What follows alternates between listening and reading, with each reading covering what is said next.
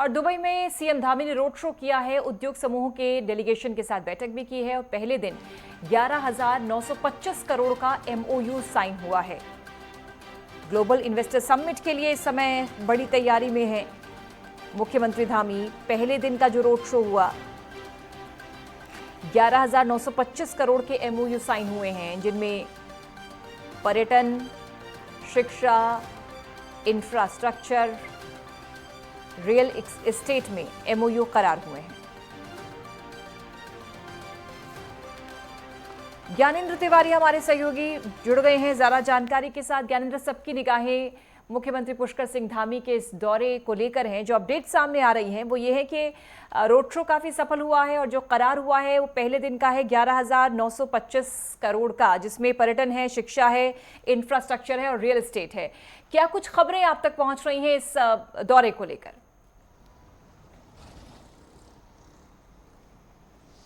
बिल्कुल, जिस तरीके से पूजा अगर हम देखें तो दुबई दौरे पे मुख्यमंत्री इस वक्त हैं और ऐसे में कल भारतीय समय अनुसार 10 बजे जिस तरीके से दुबई में जो रोड शो था और रोड शो के पहले जो तमाम उद्योग जगत के दिग्गजों के साथ जो मीटिंग्स हुई हैं और ऐसे में जिस तरीके से तकरीबन 12,000 करोड़ रुपए तक के जो निवेश हैं वो उत्तराखंड में उन उद्योग जगत के लोगों ने किया है।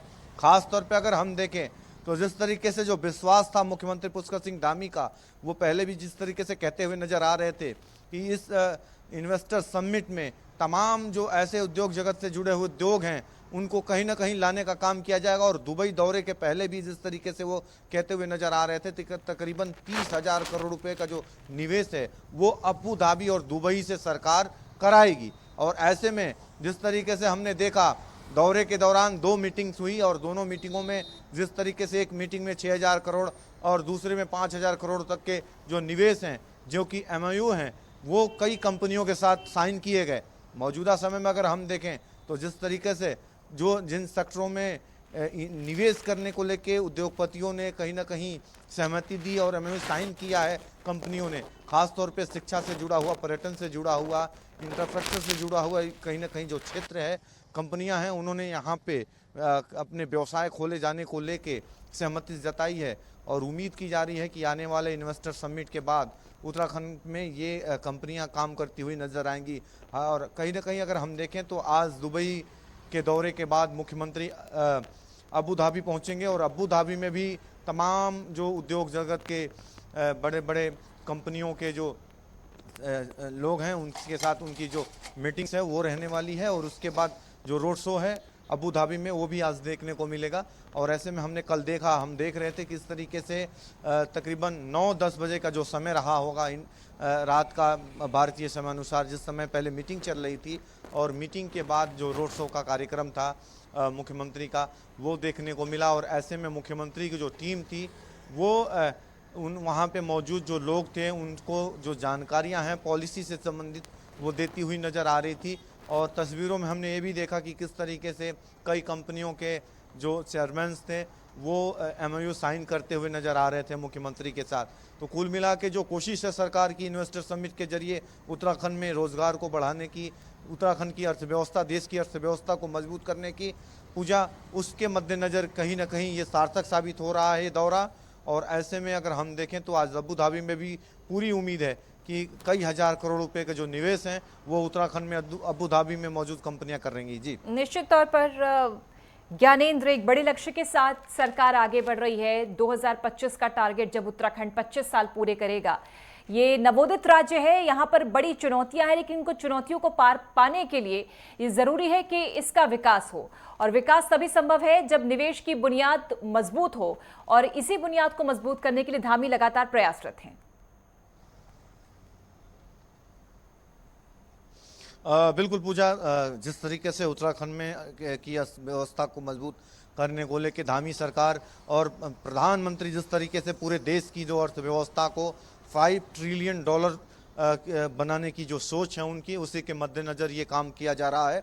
इसके पहले हमने उत्तर प्रदेश और कई अन्य राज्यों में भी जिस तरीके से इन्वेस्टर समिट देखे हैं पहले, और अब जिस तरीके से उत्तराखंड में जो लक्ष्य रखा गया है 2.5 लाख करोड़ रुपए का, और ऐसे में धीरे धीरे हमने देखा कि किस तरीके से देश के अंदर और देश के बाहर लगातार जो कंपनियों के जो निवेश हैं होते हुए नजर आए।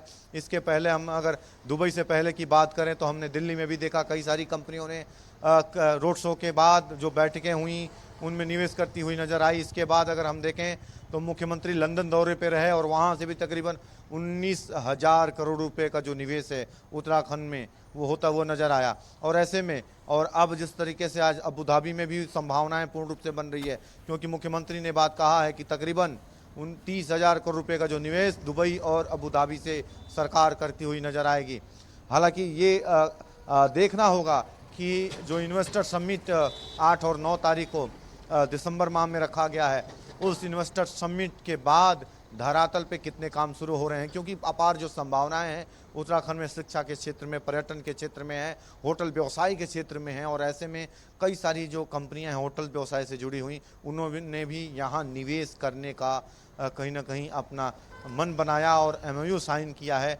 हजारों करोड़ रुपए का जो निवेश है यहाँ होता हुआ नजर आ रहा है। और कहीं ना कहीं जिन चीज़ों को सरकार ने उन कंपनियों के सामने रखा, उसी की वजह से कहीं ना कहीं कंपनियां यहाँ अपना उद्योग खोले जाने को लेकर MOU साइन करती हुई नजर आई। और सरकार का जो 2025 का लक्ष्य है उत्तराखंड को मजबूत बनाने का, उत्तराखंड में बेरोजगारी को दर को कम करने का, यहाँ की अर्थव्यवस्था को मजबूत करने का, पलायन पे लगाम लगाने का, ये कहीं ना कहीं अगर ऐसा काम होता है तो इसमें सार्थक साबित होगा। जी बिल्कुल। दूसरी बार सत्ता मिली है धामी सरकार को, और जब सत्ता मिलती है तो बड़ी जिम्मेदारी भी साथ में चलती है। और लोग भी बड़ी उम्मीद के साथ सरकार के इस प्रयास को देख रहे हैं, क्योंकि लोग ये जानते हैं कि पलायन एक बहुत बड़ी समस्या है। जो उत्तराखंड का युवा है वो बहुत मजबूरी में अपना घर छोड़ता है, दूसरे राज्यों का रुख करता है, क्योंकि रोजगार नहीं मिलता। लेकिन ये बहुत बड़ी उम्मीद है युवाओं के लिए कि जब निवेश आएगा, निश्चित तौर पर जब उद्योग धंधे फलेंगे फूलेंगे, संस्थान लगेंगे, तो एक बड़ी संख्या में रोजगार का सृजन होगा। बिल्कुल, पलायन की मूल जो वजह है वो पहाड़ी ज़िलों में शिक्षा की व्यवस्था, रोज़गार की कमी, यही एक वजह है कि यहाँ से जो लोग हैं वो पलायन करते हैं और बहुत कम ही घर वापस लौट के आते हैं। क्योंकि अगर हम देखें पूजा, तो कई राज्यों में लोग दूसरे राज्यों में काम करने जाते हैं लेकिन उनका जुड़ाव अपने घर ज़मीन से रहता है। लेकिन उत्तराखंड में ये ऐसा कम ही देखने को मिलता है। और यही वजह है कि गांव-गांव जो पूरे गांव खाली होती हुई जो तस्वीरें हैं, पौड़ी, टिहरी समेत कई सारे ऐसे ज़िले हैं जहां कई ऐसे गांव मिलेंगे आपको जो गांव में एक व्यक्ति भी रहने वाला नहीं मिलता है।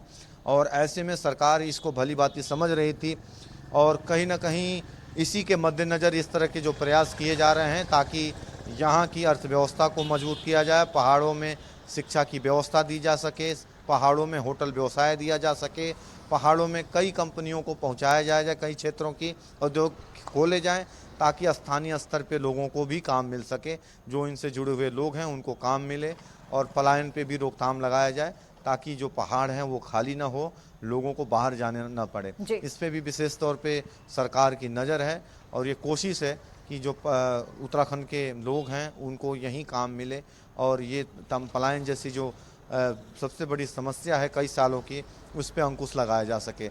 इसी के मद्देनज़र धामी सरकार काम कर रही है और ये कोशिश प्रधानमंत्री की है। अब देखना ये है कि कितने लाख करोड़ों का जो निवेश हो रहा है इस इन्वेस्टर समिट में और धरातल पे कितनी कंपनियां काम करती हुई नजर आ रही हैं, क्योंकि हमने कई राज्यों का रिकॉर्ड देखा है कि MOU साइन हो जाते हैं पूजा, लेकिन वो कंपनियां अपना काम धरातल पे शुरू नहीं कर पाती हैं। कई सारी अड़चनें, कई सारी दिक्कतें और कई सारी परेशानियां उन्हें में रोड़ा आती हैं और काम नहीं शुरू हो पाता है। हालांकि सरकार का पूरा प्रयास है कि इस इन्वेस्टर समिट के जरिए लाखों करोड़ का जो व्यवसाय है उत्तराखंड के अंदर शुरू कराया जा सके। जी बहुत धन्यवाद आपका ज्ञानेंद्र, इस खबर पर जानकारी देने के लिए। अपडेट आपसे लगातार लेंगे इस दौरे को लेकर। फिलहाल के लिए शुक्रिया।